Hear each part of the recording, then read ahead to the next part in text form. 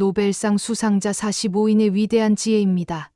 7번째로 인도 시인이며 철학자인 라빈드라나트 타고르가 말하는 지혜는 지식보다 더 풍부하고 입체적이다입니다. 라빈드라나트 타고르는 1861년 인도의 현재 콜카타인 캘커타에서 문화 수준이 높은 성직자, 가문에서 태어났습니다. 어린 시절부터 예술과 문학에 둘러싸여 자란 그는 14세에 첫 시를 발표했고 19세가 되었을 때 전업 작가로서의 길을 걷기 시작했습니다. 영국에서 법학을 공부했으나 문학에 대한 열정이 더 컸던 그는 학업을 중단하고 인도로 돌아와 문학과 예술 활동에 몰두했습니다. 그의 성장 배경은 단순히 지적인 환경에만 국한되지 않았습니다. 타고르는 인도의 전통과 문화를 깊이 이해하는 동시에 서양의 철학과 사상을 받아들였습니다. 이러한 균형 잡힌 시각은 그의 작품 세계에 중요한 영향을 미쳤으며 동서양의 가치를 융합한 독특한 문학적 색채를 형성하게 되었습니다.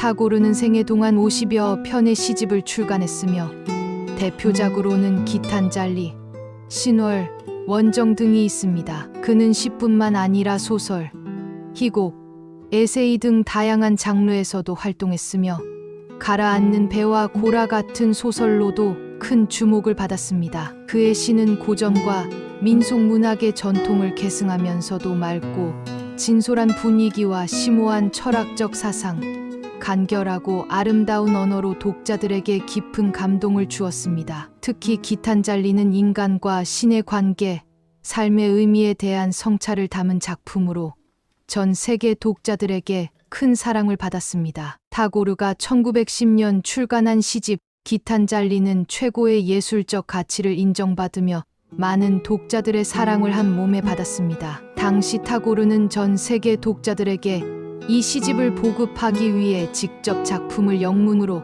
번역하기까지 했습니다. 그가 영국에서 유럽 국가의 일부 유명한 문학계 인사들을 초청해 놓고 신앙송회를 열었을 때 당시 유럽의 문학대가들은 그가 낭송하는 시를 묵묵히 듣고만 있었습니다. 남송이 끝나고 난 뒤에는 비평도 칭찬도 없이 조용히 자리를 떠났습니다. 그러나 그 다음 날 시 낭송회장을 찾았던 대가들이 시집에 대한 열렬한 찬사를 담은 편지를 보내오기 시작했습니다. 그들이 시 낭송회장을 말없이 떠났던 것은 타고르의 시를 듣고 벅차오르는 감동 때문에 아무런 말도 할 수 없었기 때문이었다는 것이었습니다. 타고르가 세계적인 명성을 떨치고 있는 동안 암리차르 지역에서 영국 식민 지배자들이 인도의 독립운동을 진압하기 위해 끔찍한 대학살을 자행하는 사건이 일어났습니다.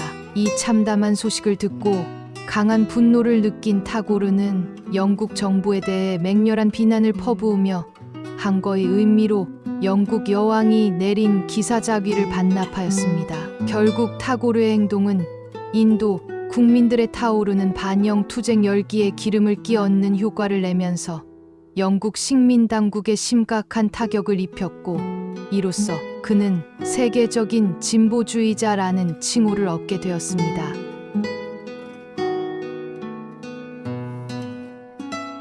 (1913년) 타고르는 노벨 문학상을 수상하게 됩니다. 스웨덴 문학원은 타고르의 시가 고도의 기법을 활용한 예리하면서도 참신한 시적 사상을 담고 있으며 그의 작품이 이미 서양 문학에서도 중요한 부분으로 자리 잡았다는 점을 높이 평가했습니다. 특히 기탄잘리의 영문 번역본은 타고르의 시적 감성과 철학적 깊이를 세계에 알리는데 중요한 역할을 했습니다. 그는 자신의 시를 단순히 번역하는 것이 아니라 그 의미와 감정을 그대로 전달하기 위해 심혈을 기울였습니다. 이 작품은 인간 존재의 본질, 신에 대한 경외, 그리고 삶의 아름다움과 고통을 동시에 담아내어 전 세계인의 마음을 사로잡았습니다.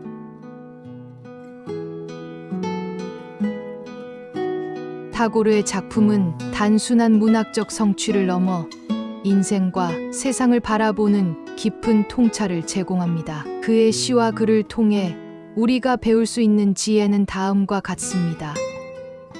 삶의 흐름을 받아들이는 태도입니다. 타고르는 인생을 거대한 강에 비유했습니다. 인생은 기쁨과 슬픔, 기회와 불행이 뒤섞여 흐르는 강이라고 표현한 그는 변화와 도전을 두려워하지 말고 삶의 흐름을 자연스럽게 받아들여야 한다고 말합니다. 이는 우리에게 어려움 속에서도 희망을 잃지 말고 앞으로 나아가야 한다는 교훈을 줍니다. 진리와 아름다움의 조화입니다. 그는 아름다움과 진실은 쌍둥이 형제라고 했습니다. 진리는 삶의 본질을 이해하는 열쇠이며 아름다움은 그 진리를 표현하는 방식입니다. 우리는 삶 속에서 진리를 추구하되 그 과정을 아름답게 가꾸어 나가는 것이 중요하다는 것을 배울 수 있습니다. 겸손과 희생의 가치를 가지고 있습니다. 타고르는 위대한 사람은 겸손하고 소인은 거만하다고 했습니다. 그는 자신의 조국과 인류를 위해 헌신하는 삶에서 진정한 기쁨을 찾았습니다. 그의 이러한 태도는 우리가 이기적인 욕망을 넘어 타인과 사회를 위해 살아가는 것이 얼마나 가치 있는 일인지를 깨닫게 합니다. 자유와 책임의 균형입니다. 타고르는 자유를 추구하는 동시에 그 자유가 책임과 함께할 때 비로소 의미가 있다고 보았습니다. 그는 속박은 자신의 자유를 추구하는 것이고 자유는 속박 안에서 편안함을 구걸하는 것이다 라고 말하며 진정한 자유는 자신을 넘어서 사회와 세계를 향한 책임감을 동반해야 한다고 강조했습니다. 그는 고통은 인생에서 절실히 필요한 요소라고 했습니다. 고통과 절망 속에서 우리는 자신의 내면을 돌아보고 진정한 자아를 발견할 수 있습니다. 이는 삶의 어려움을 회피하지 않고 그것을 통해 성장하는 자세를 가르쳐 줍니다. 라빈드라나트 타고르는 단순한 문학가를 넘어 철학자이자 사회운동가, 예술가로서 인류의 보편적 가치를 탐구하고 실천한 인물입니다. 그의 노벨 문학상 수상은 그의 문학적 성취를 넘어 인류애와 진리에 대한 깊은 성찰의 결과였습니다. 타고르의 작품과 사상을 통해 우리는 삶의 의미와 가치, 그리고 진정한 자유와 책임의 중요성을 배울 수 있습니다. 그의 지혜는 오늘날에도 여전히 유효하며 우리 모두에게 깊은 영감을 줍니다. 다음은 타고르 시인이 직접 쓴 글인데 철학적인 면이 있어 우리가 잘 이해가 안 되는 부분도 있습니다. 그러나 조금 생각을 하면서 들으면 그의 심오한 진리를 깨달을 수가 있습니다.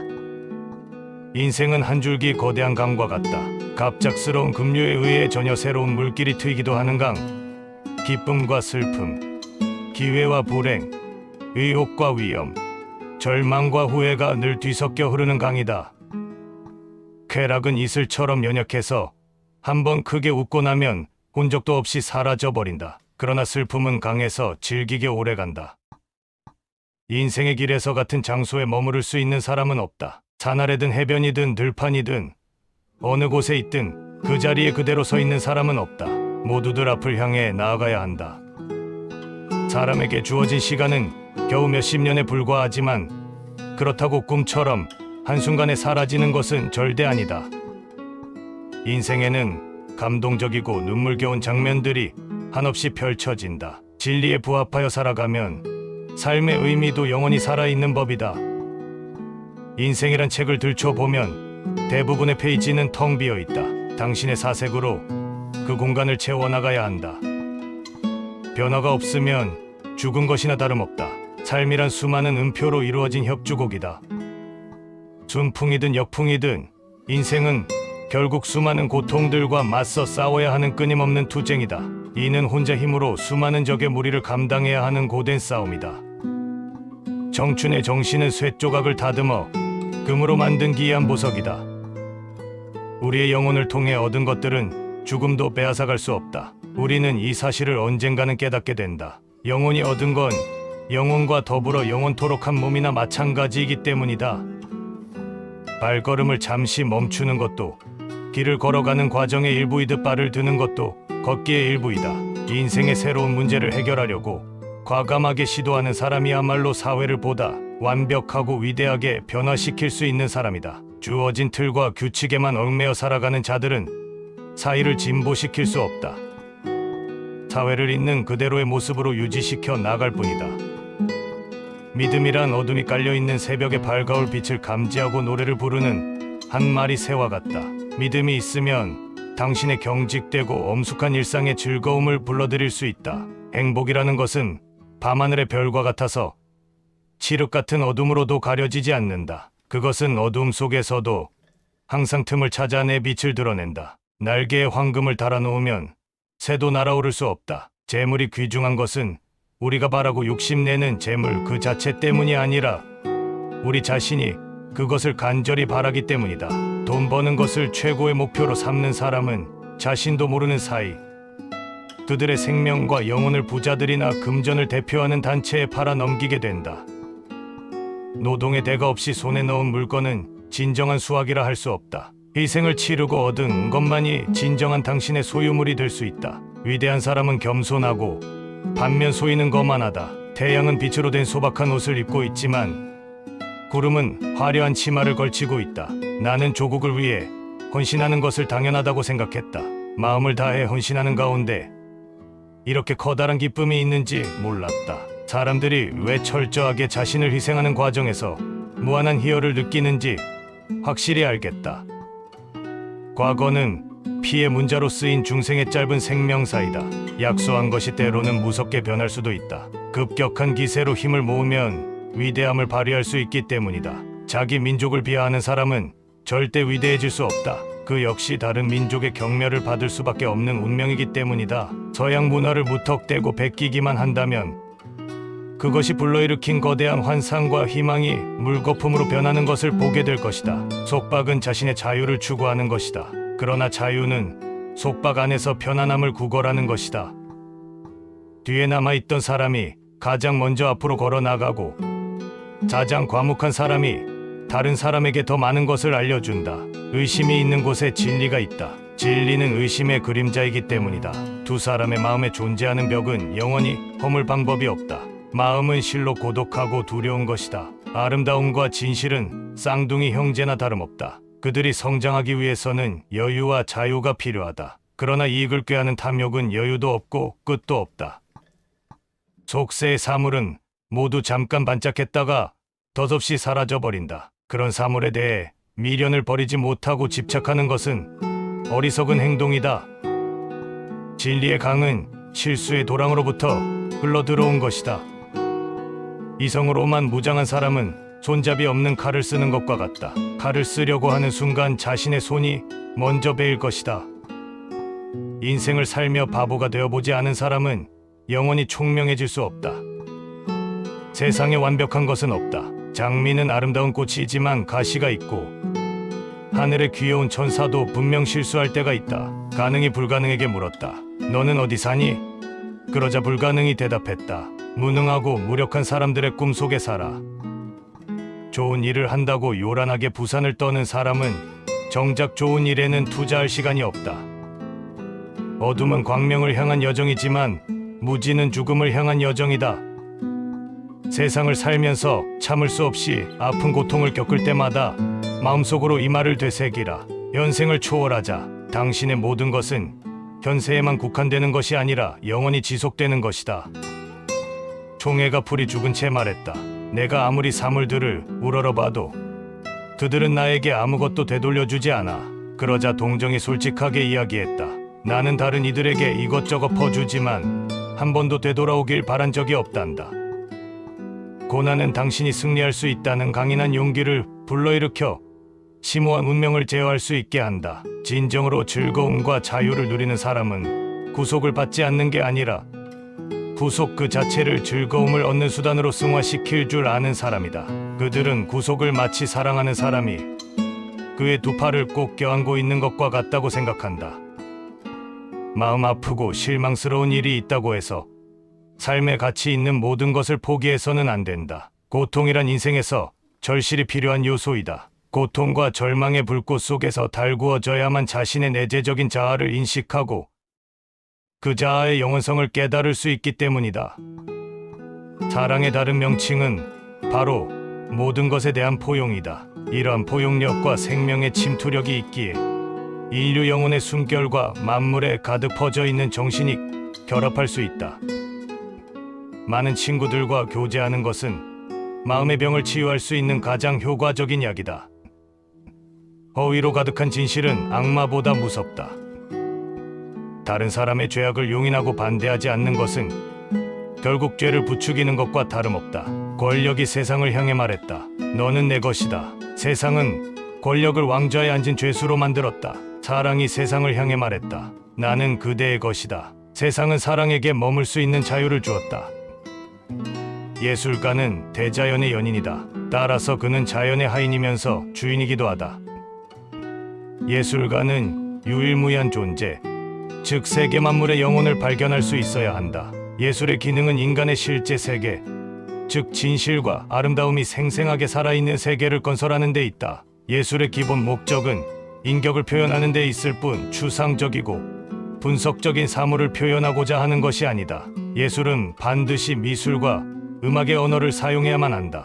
예술이란 현실에 대한 도피가 아니라 우리의 마음속에서 절실하고 풍부한 현실감이 솟구쳐 오르도록 하는 것이다. 아름다움이란 진리가 완벽한 거울 앞에서 자신의 모습을 비추고 있을 때 짓는 미소와 같은 것이다. 책의 가치를 끌어내리는 것은 어리석은 짓이다. 그러나 책 그 자체에 그만의 한계와 위험이 존재한다는 사실을 동시에 염두에 두어야 한다. 감동되셨다면 좋아요와 구독 부탁합니다.